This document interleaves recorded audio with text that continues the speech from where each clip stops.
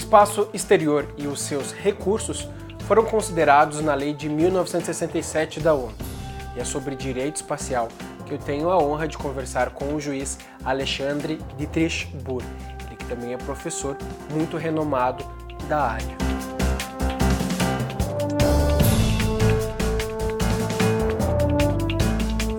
Juiz Alexandre, eu abro a nossa entrevista te perguntando o que é o direito espacial. Bom, direito, de forma genérica, estuda normas jurídicas. E o direito espacial internacional, então, trata das normas jurídicas que regulamentam toda a atividade do homem no espaço exterior. Aonde fica esse espaço exterior? Nós temos um espaço territorial no planeta Terra, nós temos um espaço aéreo, que é regulamentado pelo direito aeronáutico, que é onde trafega a aviação civil e militar, e nós temos um espaço exterior, que é onde então trafegam os nossos foguetes, as nossas naves espaciais. Não há uma norma jurídica ainda regulamentando exatamente a partir de que altitude começa o espaço exterior. Os doutrinadores de direito espacial estão num consenso que fica algo em torno de 100 km de altitude. Então todo o espaço que estiver acima de 100 km é regulamentado pelo direito espacial internacional. O direito espacial internacional parece ser algo bastante novo, mas a primeira e principal norma internacional de direito espacial é o que nós chamamos de Tratado do Espaço de 1967. Então esse é o nosso grande código, nossa grande constituição do espaço, em que dá as diretrizes gerais de como a exploração deve ser. Nesse tratado nós temos alguns princípios que são fundamentais.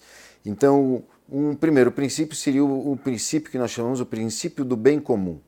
Toda a exploração espacial deve ser ou deve favorecer todos os países e não só um país. Então, por exemplo, uma exploração espacial que seja feita pela NASA, por exemplo, as descobertas científicas que a NASA fizer com aquele projeto são compartilhadas com a comunidade científica internacional. E isso por quê? Porque está lá no tratado, que deve ser para o benefício de toda a humanidade. Nós também temos um outro princípio, que é o princípio da não apropriação. O que isso significa?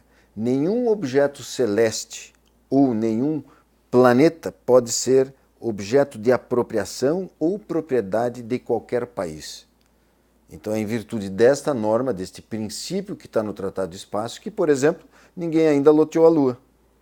Ou ninguém se disse proprietário desse ou daquele asteroide. Então são princípios assim que estão regulamentados nesse tratado. Nós temos outros tratados que compõem as normas internacionais de direito espacial, que é o Tratado de Responsabilidade, que é um tratado que fala sobre a responsabilidade civil por danos causados pela atividade espacial. Então, por exemplo, um satélite que deixou de ficar ativo, ele começa a perder altitude, porque não tem mais combustível, acaba reentrando na atmosfera, e vamos dizer que esse satélite, ao reentrar na atmosfera, ele não explodiu, não pulverizou, e caiu um pedaço grande em cima de uma casa. Isso vai gerar um processo de indenização. Nós precisamos regras dizendo se a responsabilidade exige a prova da culpa ou não, se a responsabilidade é objetiva ou subjetiva, como nós dizemos, e quem que são os responsáveis por essa atividade espacial. Então nós temos um tratado que regulamenta essa questão da responsabilidade. Um outro tratado bastante importante fala do salvamento de astronautas. No caso de um voo forçado de astronautas russos, por exemplo, e essa nave pousar em qualquer outro país. Então tem um tratado regulamentando a devolução dos astronautas, são e salvo, enfim, por qualquer país. Temos também um tratado bastante importante, que é o Tratado de Registro de Naves Espaciais, de Objetos Espaciais. Então todo foguete, todo lançamento espacial, ele é registrado perante o Secretário-Geral das Nações Unidas e perante um registro no país lançador. Então a ONU funciona como um Detran espacial. Todos os objetos espaciais devem ser registrados, todos os satélites, foguetes, enfim. Por que isso? Porque eles vão estar lá em cima numa determinada órbita, nós já temos milhares de satélites lá, milhares de outros foguetes indo para o espaço a todo momento, e isso não pode colidir. Um tem que saber a rota do outro, a altitude do outro, a órbita do outro objeto espacial. Então nós temos um tratado que regulamenta, né, essa obrigatoriedade do registro dos objetos espaciais. E por fim nós temos um acordo que chamamos Acordo da Lua, em que regulamenta as atividades espaciais na Lua. Esse acordo não tem muita importância jurídica porque as principais atores da exploração espacial não assinaram esse tratado. Inclusive o Brasil também não assinou o Acordo da Lua. Enfim, essas são as normas internacionais, as principais normas internacionais que regulamentam a atividade espacial. É necessário essas normas? São necessárias? Eu diria que sim. Diria até que nós estamos precisando atualizar essas nossas normas, porque vocês vejam que a primeira norma é de 1967. E de 67 para cá, muita coisa aconteceu na atividade espacial. Em 1967, nós tínhamos 2 atores espaciais, Estados Unidos e a antiga União Soviética.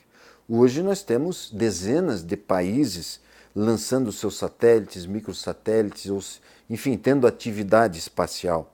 Nós temos cerca de 2.100 satélites ativos. Nós já lançamos mais de 6.000 satélites, que hoje foram transformados em lixos espaciais. Nós temos uma estação espacial internacional, né, que permanentemente tem um astronauta morando lá. Então nós sempre temos um homem morando no espaço, isso já há muitos anos. Nós temos projetos de criar colônias na Lua. Nós temos projetos de várias empresas já constituídas para fazer a mineração espacial. Então as atividades espaciais evoluíram tanto em espécie como em volume. E para isso nós precisamos regulamentar melhor essa atividade do século XXI. Nós também temos normas espaciais nacionais, então nós temos leis brasileiras que regulamentam as atividades espaciais brasileiras. Os Estados Unidos têm a sua legislação nacional, assim como muitos países também têm a sua legislação nacional regulamentando a sua atividade no seu país. E é claro que essas leis nacionais têm que estar em harmonia com os tratados internacionais que antes eu falei. Então o direito espacial é um ramo, poderíamos dizer, novo do direito, se compararmos com o direito civil, que tem mais de 1000 anos, mas é um direito de suma importância na medida em que, se nós observarmos a nossa sociedade moderna, ela está absolutamente dependente da tecnologia que vem do espaço, que é a tecnologia que vem dos satélites, né? O nosso mundo só existe como mundo hoje tecnológico com os nossos satélites funcionando. Se eles pararem de funcionar, o nosso mundo para. Nenhum avião mais decola, nenhum navio mais viaja pelos mares, as nossas empresas transportadoras, internet, enfim. Nosso mundo de hoje para sem a tecnologia espacial. Então o nosso direito espacial é um direito de suma importância na atualidade para o futuro, porque a atividade espacial só tende a crescer, assim como eu já falei há pouco sobre atividades de mineração espacial, que é um dos temas mais atuais no nosso ramo do direito espacial. O senhor comentou que em 1967 foi promulgado o Tratado do Espaço, mas são feitas discussões anuais e o senhor teve a oportunidade de estar esse ano, em março, na ONU, discutindo isso. Como é que foi e quais foram os principais assuntos abordados? Diego, na ONU tem um comitê chamado Comitê para Uso e Exploração Pacífico do Espaço Exterior. Esse comitê, que é um escritório, né, ele existe há mais de 50 anos, o Brasil participa desse comitê desde a sua criação, quer dizer, no final dos anos 50, e eu e minha esposa Magda tivemos a oportunidade este ano, então, de participar numa reunião neste comitê na ONU, ele tem a sede na Áustria, em Viena, e tivemos a oportunidade de compor a delegação brasileira, que anualmente vai para lá, para participar dessas reuniões. Este comitê ele funciona como laboratório das novas normas jurídicas internacionais de direito espacial. E neste ano, de 2017, o assunto principal desta reunião, é uma reunião que dura 15 dias, são 2 semanas de reuniões, o assunto principal foram discussões sobre a criação de normas, tratados de direito espacial internacional para regulamentar a mineração espacial. E por que isso? Em 2015, no final do governo Obama, o presidente Barack Obama promulgou uma lei regulamentando, uma lei nacional, né, regulamentando para suas empresas a atividade de mineração espacial, porque nos Estados Unidos já tem várias empresas montadas em atividades, criando tecnologia para fazer a mineração espacial. Ele então promulgou uma lei que regulamenta essa atividade e esta lei, em um dos seus artigos, disse ou delegou a propriedade e a posse de todos os objetos espaciais que essas empresas explorarem. Como eu disse antes, a princípio, essa norma ela vai de encontro ao Tratado do Espaço, porque o Tratado do Espaço proíbe a apropriação, né, a posse e a propriedade de qualquer objeto celeste. E vem uma lei nacional dos Estados Unidos permitindo, porque se uma empresa vai explorar um minério, um asteroide, para ele explorar esse asteroide, manufaturar os minérios e depois vender na Terra, ele tem que tomar posse. E isso vai de encontro ao nosso Tratado do Espaço. Então, como houve esse conflito, houve um rumor muito grande na comunidade jurídica internacional, e a ONU se ocupou, então, agora em março desse ano, em discutir essas questões, na medida em que nós precisamos avançar no nosso tratado, porque ele proíbe algo que é inevitável, né? Que é a comercialização e mineração dos recursos espaciais. Os recursos minerais na Terra estão acabando, eles não vão se renovar. Né? Nós já temos escassez de água, né? Regiões do planeta em que pessoas estão morrendo de sede, pessoas morrem de fome, a população da Terra só tende a aumentar. Aonde o homem vai buscar recursos se os recursos da Terra vão acabar? É no espaço. Então nós temos que ir para o espaço com o objetivo de exploração, de mineração, enfim, de colonização dos espaços, enfim, até colônias para depois abrigarmos esse excesso de população. Então nós temos que evoluir, modernizar o nosso Tratado do Espaço, pensarmos também numa distribuição social desses imensos recursos financeiros que a mineração espacial vai causar.